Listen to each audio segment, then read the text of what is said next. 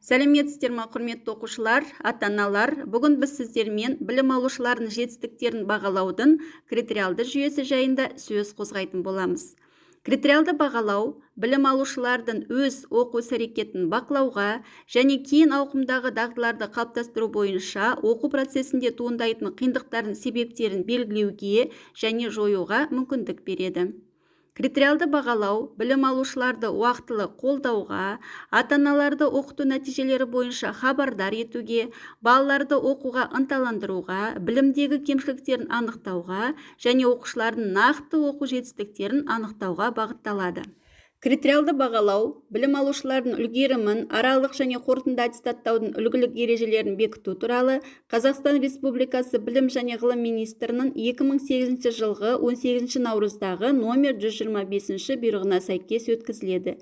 Және қазіргі қашықтықтан оқыту барысында критериалды бағалауды ұйымдастыру барысында номер 345-373 бұйрық басшылыққа алынды.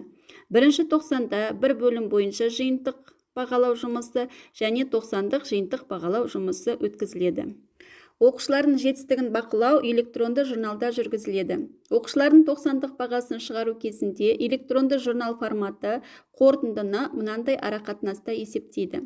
Қалыптастырушы бағалаудың 25%, бөлім бойынша жиынтық бағалаудың 25%, 90-дық жиынтық бағалаудың 50% есепке алынады. Қалыптастырушы бағалау күнделікті сабақта жүргізіліп жатыр. Оқыту мен оқуды жетілдіруді көздейді, күтілетін деңгейге жету үшін сабақ үстінде жүргізіледі. Максималды балл 10 балл. Қалыптастырушы бағалаудың балы оқушылардың онлайн мектеп тапсырмасын орындау нәтижесі мен оқушының жеке оқу белсенділігінің нәтижесінде күнделік кезекке қойылып жатыр. Бөлім бойынша жиынтық бағалау 2020 жылдың 5-15 қазан аралығында өтеді. Балл саны 7 мен 20 балл. Яғни 7-ден кем емес және 20-дан артық емес. Бөлім бойынша жиынтық бағалауды орындауға 20 минут уақыт бөлінеді. Бөлім үшін жиынтық бағалаудың оқу тапсырмаларының саны, енді 6 сыныптарға 5-6 оқу тапсырмасы беріледі. 90-дық жиынтық бағалау 28 қазаннан бастап өткізіледі. Спецификацияға байланысты балл саны 20 мен 30 балл аралығында болады. 90-дық жиынтық бағалау тапсырмалардың техникалық спецификациясы негізінде 90 үшін жиынтық жұмыстың тапсырмалары құрастырылады.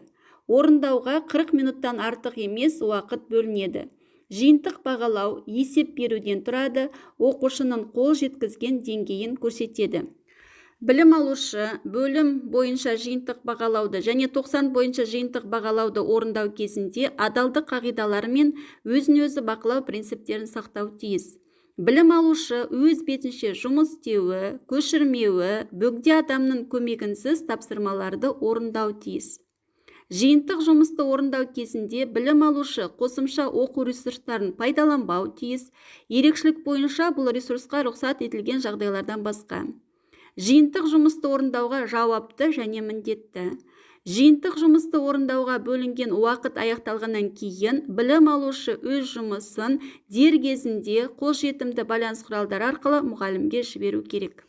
6 сыныпта оқытылатын пәндердің ішінен өзін-өзі тану, көркем еңбек, музыка, дене шынықтыру пәндері бойынша жиынтық бағалау өткізілмейді. Бұл пәндерден жарты жылдықтың және оқу жылының соңында сынақ немесе есептелмеген қойылады. Құрметті ата-аналар, сіздерге үлкен өтініш. Балаларыңыздың дер кезінде бөлім бойынша жиынтық бағалау жұмыстарын, 90-дық жиынтық бағалау жұмыстарын орындауға қолайлы жағдай жасап, уақытылы пән мұғалімдерге жіберуін қадағалауды сұраймыз. Оқушылар, сіздерге үлкен жауапкершілік тілейміз. Жиынтық жұмыстарын орындауға қойылатын талаптарды сақтайсыздар деген сенім білдіреміз. Және 1-90 бойынша жақсы нәтижелерге қол жеткізулеріңізге тілектеспіз. Назарларыңызға рахмет, сәттілік тілейміз.